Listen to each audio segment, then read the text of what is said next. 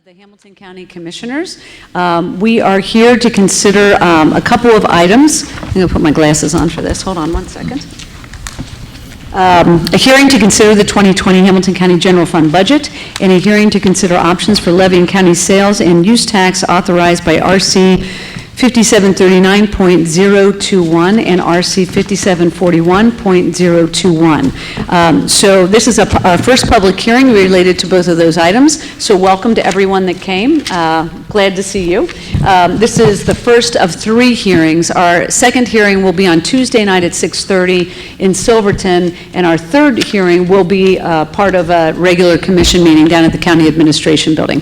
So thank you for those of you that have filled out cards. We will get to that in a second.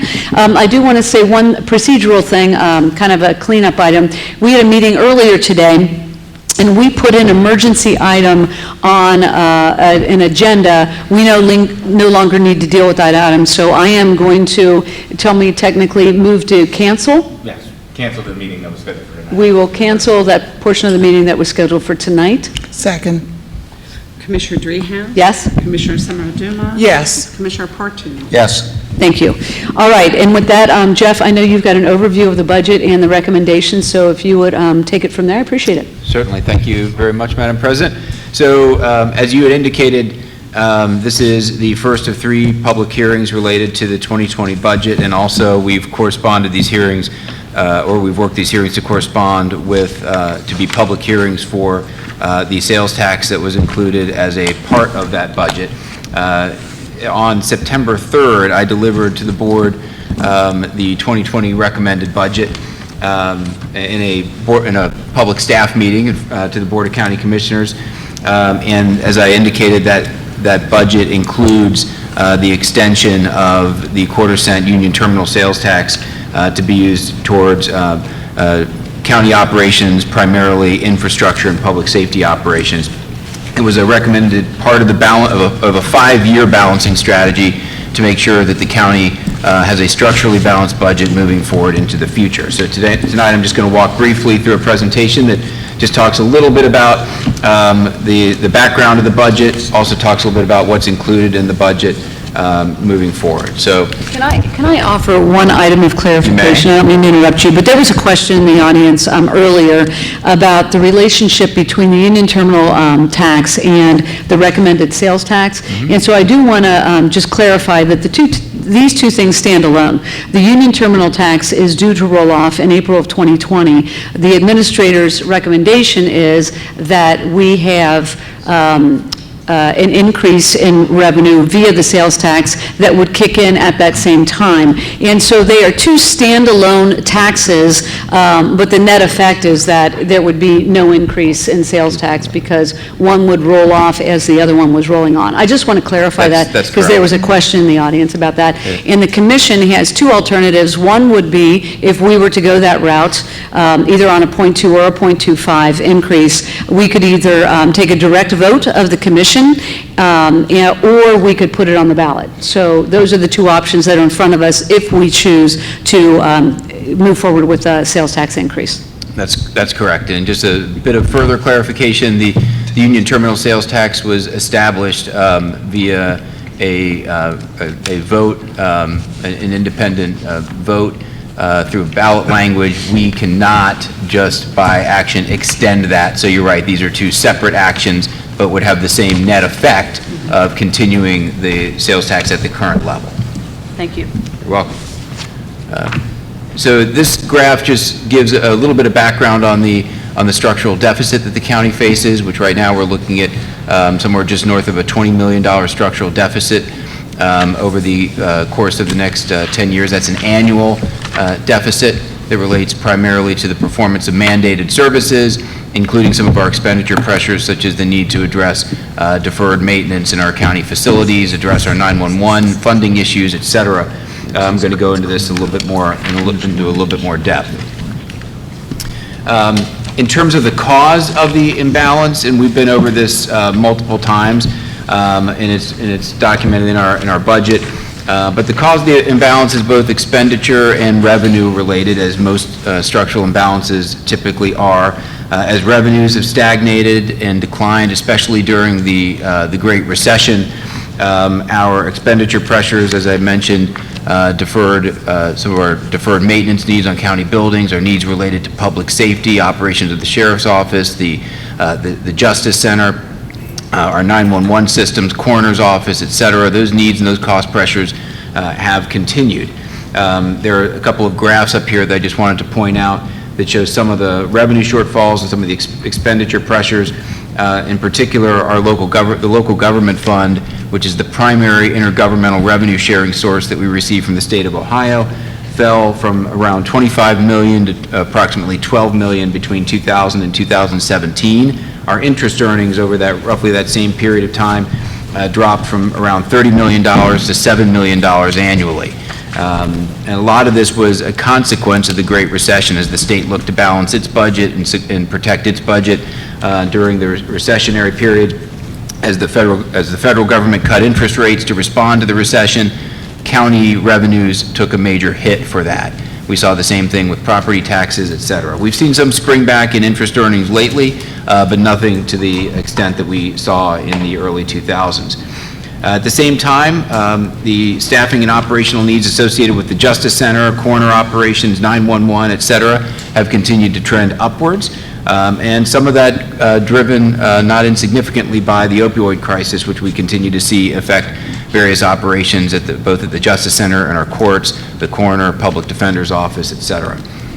Also have a graph here just showing our outlook on deferred capital maintenance, which, as we've highlighted recently to the board in a public presentation, we have roughly $200+ million in deferred maintenance on our county buildings that need to be addressed. In terms of the balancing, I wanted to highlight some of the balancing strategies that we used both for the 2019 budget and the 2020 budget, because as the board points out routinely when we go through these public presentations, we have to balance a budget every year. We don't have the luxury of dealing with of having a budget deficit. We can't print money. We can't have a budget that is out of balance. So in 2019, how did we balance the budget? One of the things that we did was to raise the property transfer tax. We deferred critical building maintenance. We used one-time resources in a lot of different places. We have one-time resources like restricted funds supporting operations where we know they're just not sustainable. We have an entire division of the coroner's office right now funded on a restricted fund that will not be available in the future. Reductions in some of our public safety operations. We had layoffs in the Sheriff's Office in 2019. We've delayed IT upgrades. The board has, as one of the main items of its policy agenda, is the execution of a solution for our 911 funding problem. We have a 911 funding system right now that bills all the different jurisdictions every time a 911 call comes from within that jurisdiction. That's a system that promotes fragmentation as communities are billed for this service. It's a system that siphons funding from local public safety budgets. So communities are paying the county for 911 calls and not paying to put officers or firefighters on the street. So the board has had, as part of its policy agenda for years, the idea of addressing that solution. We've postponed that. We also have limited the community partnerships that the board and the county are routinely called upon to partner with, especially in our first-ring suburban communities, projects to help revitalize those communities. We haven't been doing that to the degree that we've been called upon. In 2020, as I mentioned early, first and foremost, the balancing strategy includes continuation of a 7% sales tax rate in April 2020 when Union Terminal quarter cent expires. We also have in our 5-year financial plan in 2021 the rollback of the property transfer fee, which the board had indicated that if another more sustainable solution was put in place, that fee would be rolled back. We also, as we always do, pulled back and pressed back on departmental requests. We did not take an immediate, the sales tax that is recommended would only produce a half year's worth of revenue in 2020. So a lot of the recommendations we have in the budget are not implemented full force in year one, but are gradually implemented over a period of a couple of years to make sure that we can sustainably do those. And we also continue to use one-time, I will say not necessarily one-time resources, but restricted resources where we can. We want to be smart about how we use grant funds, restricted funds, but we want to use them in a sustainable way, and that continues in the 2020 budget recommendation. Some of the cost-cutting initiatives that we have employed from 2008 through 2018, and this is just a small subset of what we've done. We recently received a report from an independent outside consultant that we had partnered with for a financial review of the county, and they went through a much more extensive listing, and even that was just a small subset of what we have done over the years. But just for the public who may be watching, who may be asking to the degree that there's a revenue included in this balancing strategy, what have we done to continue to reduce and balance our budget through reductions and efficiencies? Over the years, we've done a significant amount. We have eliminated positions, we have done layoffs, we've done, Commissioner Portune brought up the other day, we've done furloughs, we closed the Queensgate Jail several years back, so our jail capacity was reduced at that time. We have sold buildings. We sold our Educational Service Center, which is out on Hamilton Avenue. We sold our 237 William Howard Taft building and consolidated operations. We have restructured debt where we could. We've instituted healthcare solutions designed to press down on our healthcare costs. We've employed energy and water conservation efficiency efforts in our county buildings to try to fund some of our capital improvements creatively while also pressing down on our overall cost spend. I'm not going to spend a lot of time on this because there's a lot of items listed here, but just in terms of the sources and uses of where the dollars are going, this shows where the dollars in the budget are coming from, and our primary sources of revenue continue to be sales tax. Obviously, with a quarter-cent increase, that takes on a greater level of weight in our revenue forecast. Intergovernmental revenues continue to play a large role, as do property taxes. In terms of where those dollars go, primarily public safety and the courts are the two, make up roughly close to 80% of the county's budgetary spend on an annual basis, followed by general government services, which would include things like the auditor's office, recorder's office, board of elections, that type of thing.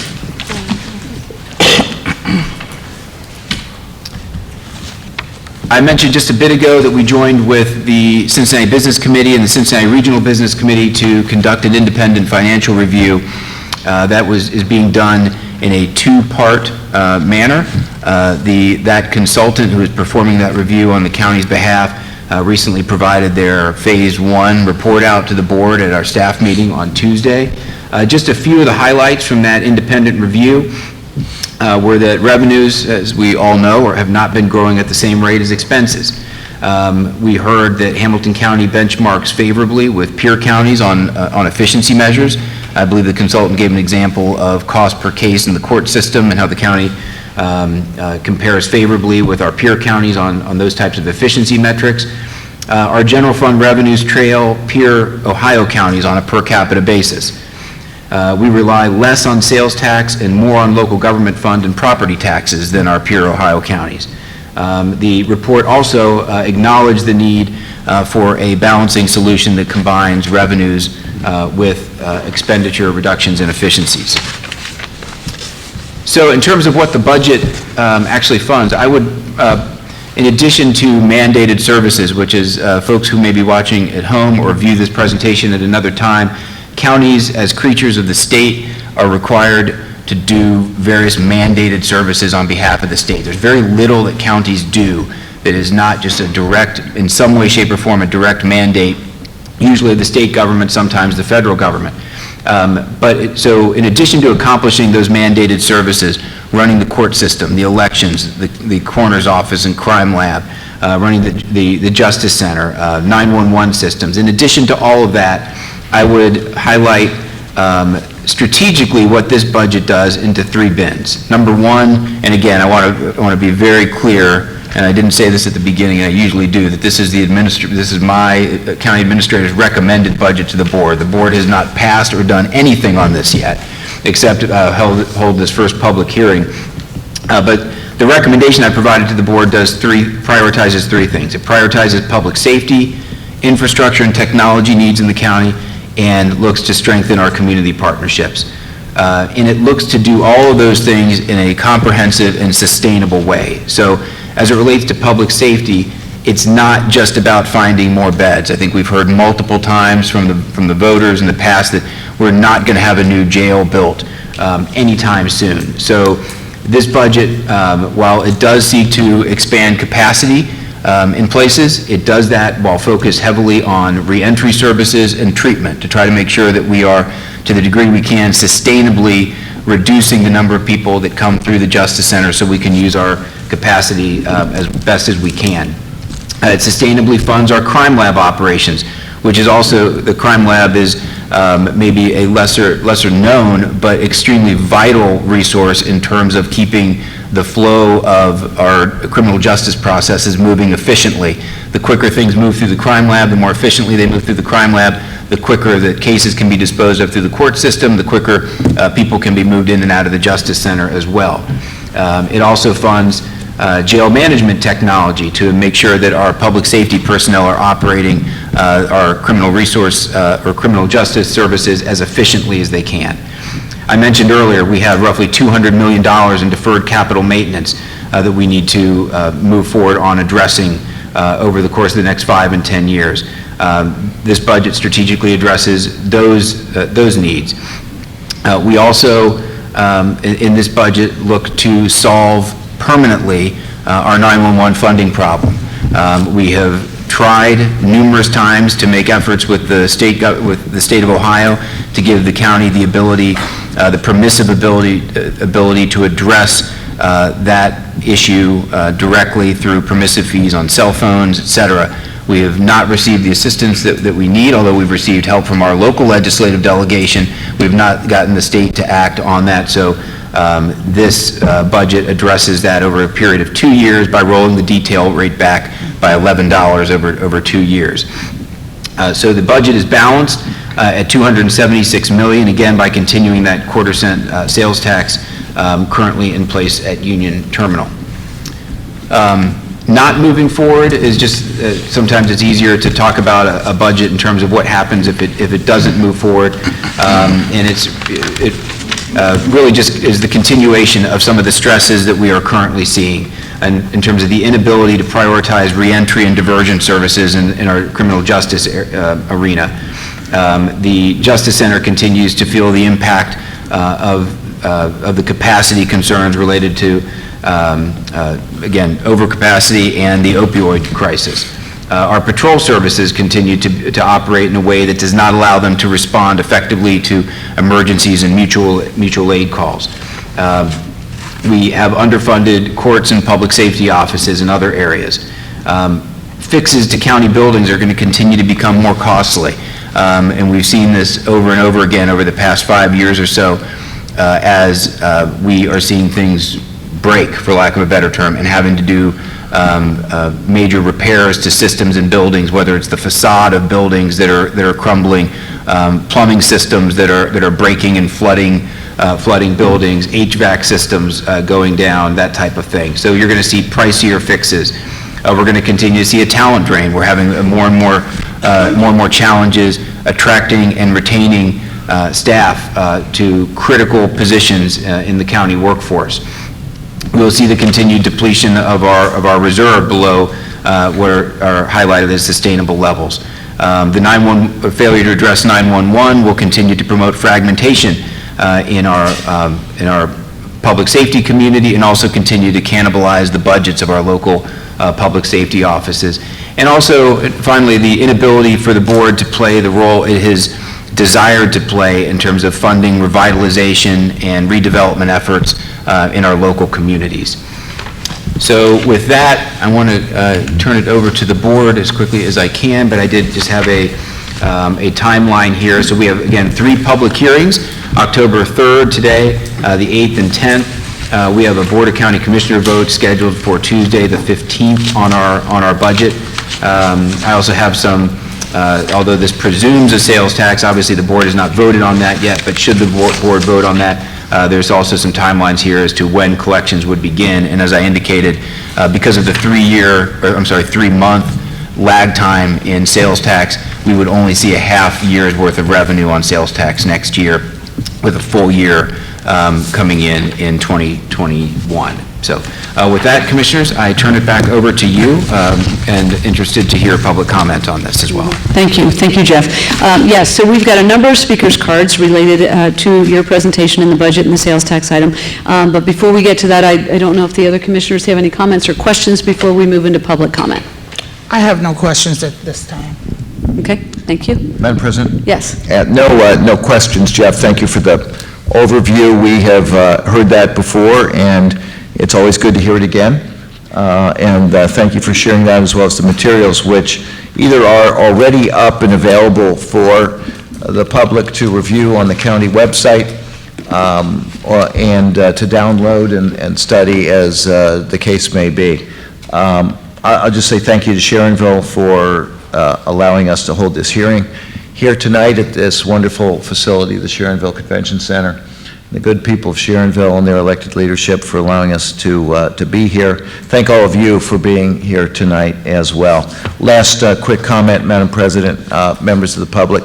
I circulated this afternoon at our earlier meeting a preliminary budget statement which contains some of my thoughts relative to the administrator's proposed budget and areas where I believe we need to make a specific effort to ensure that they are properly and fully funded, budgeting priorities in the form of line item allocations in a variety of areas, also cost savings efforts that we need to make sure are robust during this budget process and fully built into what will happen in 2020 and beyond, and then items relative to revenues and our ability to generate new revenues back to the county without imposing additional burdens on taxpayers.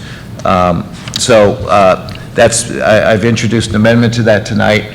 I have a few copies here this evening if individuals want to get a copy of it. We'll have it posted on my website tomorrow, and would ask the administration to post it as well so that individuals can download that as need be. And let me say, in apology to everyone out of the gate relative to this, spell check does not always catch every typographical error, and I noticed 3 in here as I was looking over it while the administrator was speaking, so I'm going to have to clean those up before we get the proper document in front of everybody. But if folks want to get a copy of what I have here tonight with those 3 errors, we may have enough for those in the public who would want to have a copy of that.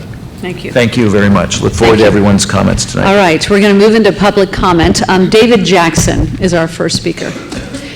So if you would please come forward to the podium. You've got the pleasure of the floor for 2 minutes. And there is a red, yellow, and green light up on the podium to make it really clear when your 2 minutes is up. Yes, good evening, everyone. My name is David Jackson. I'm the local market president for CF Bank and the vice chairman for HCDC. I wanted to share a couple of examples of how the importance of HCDC plays in the community.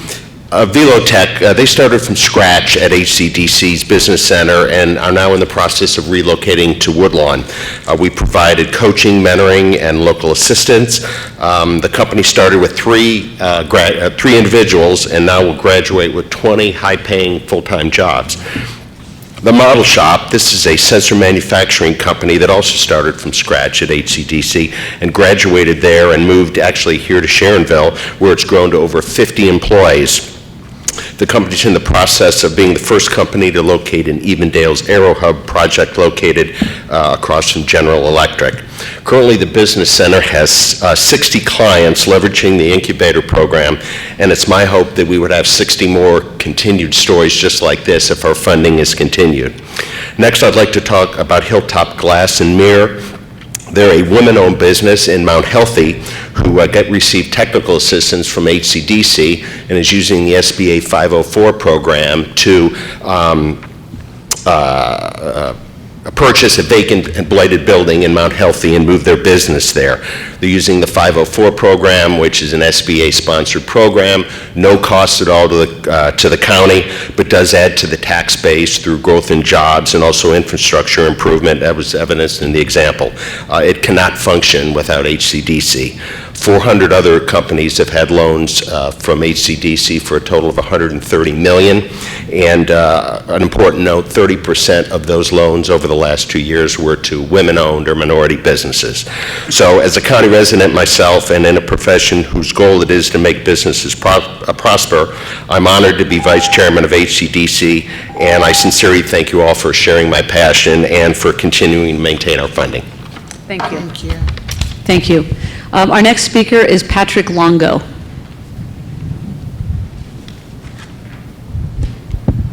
Good evening. Good evening.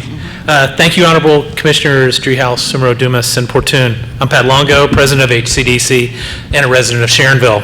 And I thank you for your past support of our organization. I solicit your support for funding in 2020. HCDC focuses our energies on supporting the entrepreneurs, businesses, and communities in Hamilton County via 3 core programs: economic development, business lending, and business incubation. A little bit about our Economic Development Agency. We assist all of Hamilton County's communities, from our first suburbs to our diverse group of municipalities, both large and small, to our townships. We're a valued resource to all the communities we serve by providing business retention, expansion, and attraction services, financing options via the SBA and State of Ohio, and site location assistance. We also provide small business technical assistance and coaching. We're part of the CDAP program that you support, and we are looking to grow the Office of Innovation and Creativity, our Stage 2 company business that we recently started. Our team is currently working on the comprehensive economic development strategy for the county, plus we operate one of the best business incubation programs in the United States. It is HCDC's desire to increase revenues to the county via jobs and investment that result in additional sales and property tax. Over the past 10 years, HCDC has assisted companies, both large and small, in Hamilton County that invested over $1.3 billion while creating and retaining approximately 23,000 jobs. Just a few projects. We're working with Laughlin to identify a best use for Stearns & Foster vacant land. Via our Office of Innovation and Creativity, we've assisted the automated machines in Woodlawn to grow and diversify their revenue stream. The economic development is becoming more and more competitive, and HCDC is on the front line, leading the way so Hamilton County can continue to be a vibrant business community we need. Thank you, Commissioners, for your past support of HCDC, and we look forward to continuing to grow our mutually beneficial relationship. Thank you. Madam Thank you. President, Yes. May we ask questions as speakers go along, or do you want me to wait until the end? Sure, you're okay with that? Yeah. Okay, thank you. Okay. Pat, this is either to you or to David, but do you have a specific ask that you're shooting for, either for HCDC as a whole or broken down line item with respect to the 3 distinct areas that you're talking about? Yeah, one of our desire is, I believe 2 years ago, we had funding around $900,000, and there was a cut. We would like to get back to that Get 900. back to the 900. Yes. Thank you, sir. Thank you. Thank you. Our next speaker is Chris Lyons.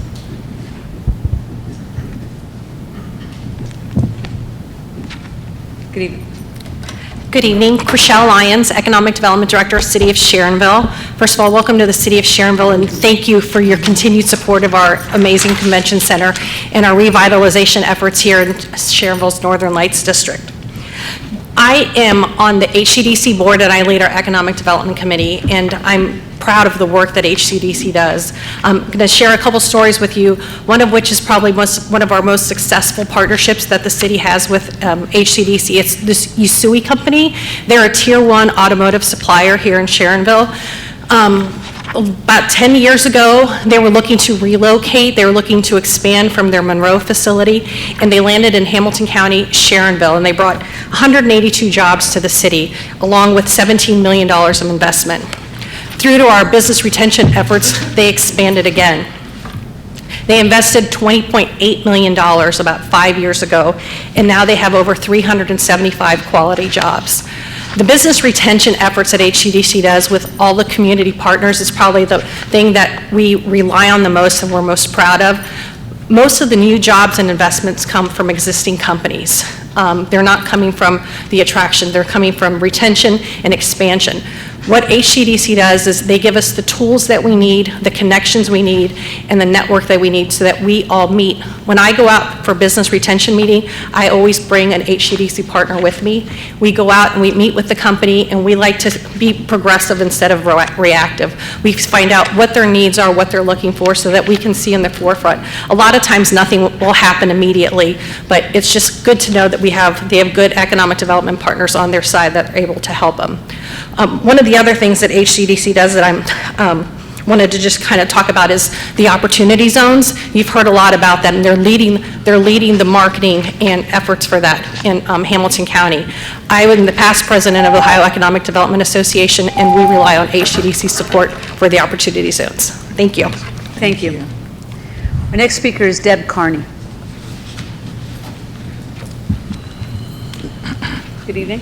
Good afternoon, Commissioners. Thank you for this opportunity to present the OSU, Ohio State University, budget in the amount of $50,000. Our budget is twofold. There's two things in it.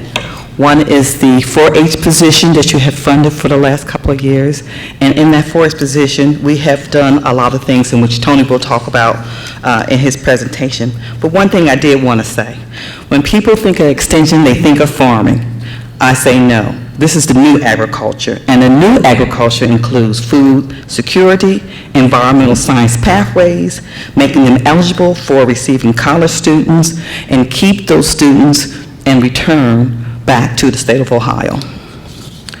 Our second request is for the amount of $19,000, so $31,000 for the extension agent and $19,000 for office and operations support. We do share a building with DDS. We don't have our own building, and the reason we have that building because the county commissioners was gracious enough to assist us in lining up a place that we could share that building with. We're a small organization, but we're really mighty. I had an opportunity to go to a Master Gardener class. There were several people from the community in that class, bringing a lot of technology that will in turn bring it back to you. This is the key in extension. For every dollar you give us, we give you 4 back. So if we're asking for 50, you get 200,000. That's how it works. Thank you so much for the presentation. To present to you this evening. Thank you. Thank you. Our next speaker is Tony Staubach.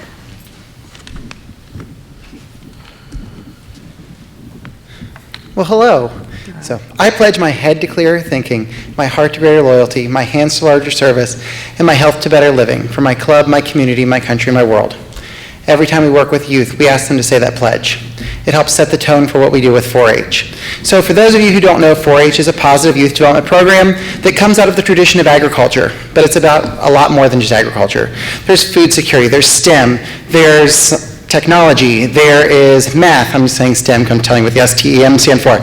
So kids do literacy projects, they do public speaking projects. There's a million different projects they can do. This year, 4-H in Hamilton County has seen 3,352 youth who each received a minimum of 6 hours of engagement with our program. So in total, we saw 20,112 contact hours. That's well above what other agencies would expect an educator to do. So I'm asking you today to continue to support what you've done in the past. We're going to continue to support your efforts in the county. We are going to continue to serve those youth. We're going to continue to involve more volunteers. We've had 355 volunteers this year. We worked with 47 different teachers in 12 different school districts, and we saw a 470% increase in our programming over the past year. So that's a huge increase for us. 94% of our youth reported enjoying their experiences with us. 89% reported extending their social networks. 55% reported making healthier choices, 81% reported doing 30 minutes of physical activity a day or more, and 94% of our volunteers engaged, or 94% of our youth engaged in one volunteer project. Those are kids who are giving back to the community, that are learning to do good things, that are learning to be active citizens in this county and in this world. So I want to ask you to continue to support us. I want to thank you for the support you've given us and let you know that we will continue to support you and your efforts. Thank you. Thank you. I do want to thank you, and a special note about both Deb and Tony. They have both said that they would be willing to serve on the Hamilton County Fair Task Force, and so we're looking forward to getting that moving hopefully next week. And so thank you both for your partnership in that. Appreciate it. May I yes. ask a question? Yes. Deb Carney or Tony, either one. The 50,000 is the same level of funding that you got last year, or is it increased? 49,000. 40, okay, all right, thank you. Now go in. Okay. Thank you. Our next speaker is Jeff Capel.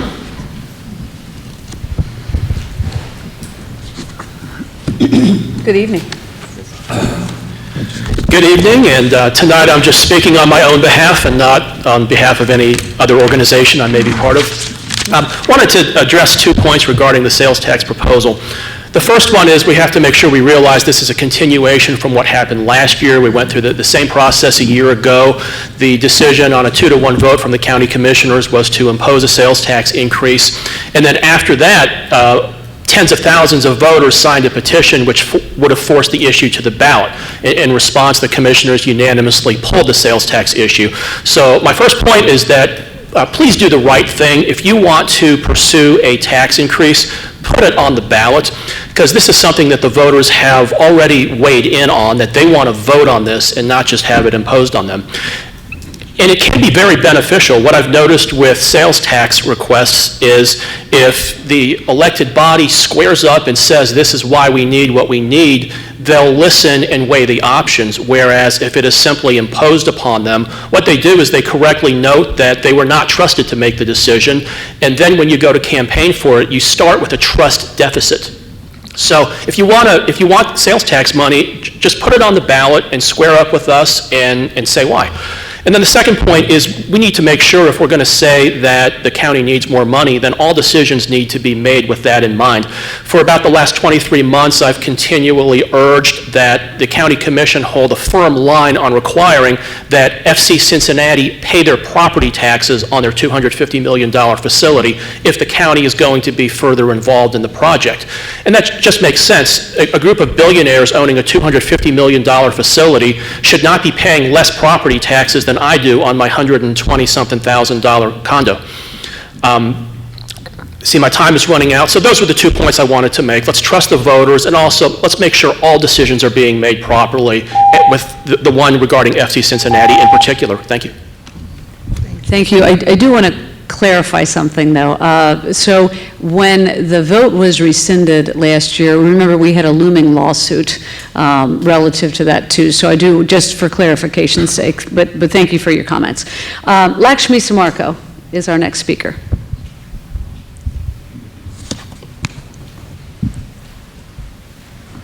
Good evening. Good evening. Good evening.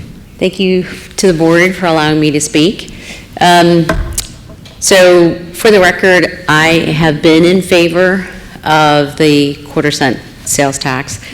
I was in favor for the museum center, but I think even more importantly, people need to realize that this county functions on 0.5%, which is the equivalent of what the stadium's got, and Montgomery County functions on 1.25%. That's Dayton. Columbus functions on 1.25%.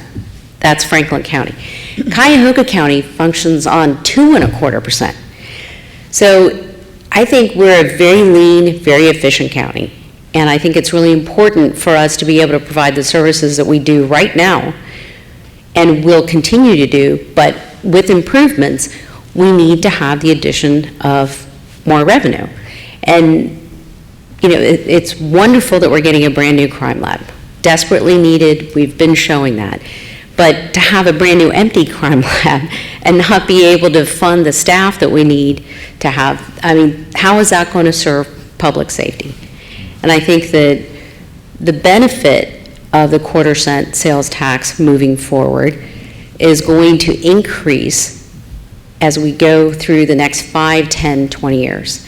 And I think that multiplication of those revenues and the additional services are going to pay off. And I think that the public will support it. And I think that if you explain it to them, as you are here and at the next few public hearings, and how important it is for the 911 center, for all of our law enforcement partners to be able to get the calls, do it efficiently with updated equipment, because we don't want any more tragedies in this town, and we can't afford them on a personal and human level. Thank you. Thank you. Thank you for being here. That is the end of the speakers' cards. Is there anyone else that would like to speak? Okay. I just know that some people came in after we started, and I didn't want you to not have the opportunity. So is there anything further from the members of the board? I have a question, Madam President, as it relates to process. Does there have to be a unanimous vote to agree to a sales tax of the board? No, a majority of the board. Okay, I thought I'd heard. So in order to put it on the ballot, it would also just need the majority, not all three for that? Majority of the board. Jeff and Mike, yeah. Okay, thanks. Anything else? Only thing I would add at this point, it's really not adding, it's reiterating what I said at the beginning, and that is to again thank the city of Sharonville for allowing us the opportunity to be in this great city and use this wonderful facility. And to all of you who came out to offer your comments on the budget tonight, thank you very much. If you look at past budgets adopted by the board, you will see that what is recommended by the county administrator never stays the same all the way through the process. And part of that is because the board has its own ideas, but most of that is because the citizens offer comment and ideas and suggestions, and you will see those reflected in our actions in the budget as well. So we do listen, we hear, and we act on what we have heard. So consequently, 2 more public hearings are left. Citizens can offer comments throughout the entire process through phone calls, letters, emails, other ways to communicate with us. And to the extent that you are speaking with anybody about it and you want issues to be addressed that perhaps have not been addressed yet, please encourage those individuals to speak up also and use those various means to communicate with us. That's all, and thank you all again for being here tonight. Thank you, Commissioner Portune. So I want to reiterate what you said, thanking Sharonville for having us out. We're very, very grateful. Wonderful facility. It didn't take that long to get up here with the 75 traffic. A couple things, though, and I want to follow up a little bit on the coroner's, her perspective related to the sales tax with other counties and how we stack up. I don't know if you were referring to the chart that is in the presentation, but there is a chart, general fund sales tax, that shows our peer counties and what they generate through the sales tax versus Hamilton County. And I don't know if that's what you were referring to, but it's here in black and white. That might want to put that on its own slide so that we can maybe emphasize that. And we also learned some things from the Crow study that was brought to our attention at our previous meeting. And there was one relative to our reliance on other taxes because we don't generate enough through sales tax. So we rely more on property tax, for instance, because we don't generate enough in sales tax to cover the expenses of the county. So I think that chart might be useful as well. I think perspective is helpful because I think so many people, I don't fault anyone for not following the county's budget. I totally get that. But I think it is hard to put this in context when you don't have some of the information that the board is privy to. So yeah, let's maybe round that out a little bit for the next presentation. So thank you all for being here. I do want to say for those that are watching, our contact information is on the county website. Please feel free to weigh in throughout this process via phone call, snail mail letter or email, we welcome those comments. It does help inform our decisions. So thank you all for being here, and thank you, Sharonville, for hosting us. Madam President? Yes. May I add one more thing? Just to follow up on your comment regarding reliance on property tax versus sales tax. With sales tax, you have everyone who is in essence paying, as opposed to just a select number of Hamilton County's population who own property or who are engaged in specific transactions with the county. Second, because of our location in this metropolitan area that is comprised of a minimum of 8 counties, other people do the statistical metropolitan area with as many as 14 counties included in it. But regardless, we're at the hub of that. That means that a lot of our sales tax comes from people who are engaged in taxable transactions in Hamilton County, but who don't live in Hamilton County. So the burden on Hamilton County taxpayers is less to generate the funds that we would use, as opposed to something like property taxes, where the entirety of it falls on the shoulders of Hamilton County taxpayers, and then not everybody who lives in Hamilton County. An important element that helps to put our position compared to other peer counties into a little bit of another perspective from an equity and fairness standpoint, as well as do we get a bigger bang for the buck through a sales tax approach? We do, because so much of it is paid for by people who do not live in Hamilton County. Thank you. Thanks. All right, well, if there's nothing further, I'm going to move that we adjourn. Second. Commissioner Dreehouse? Yes. Commissioner Summer Dumas? Yes. Commissioner Fortune? Yes. Thank you all for being here.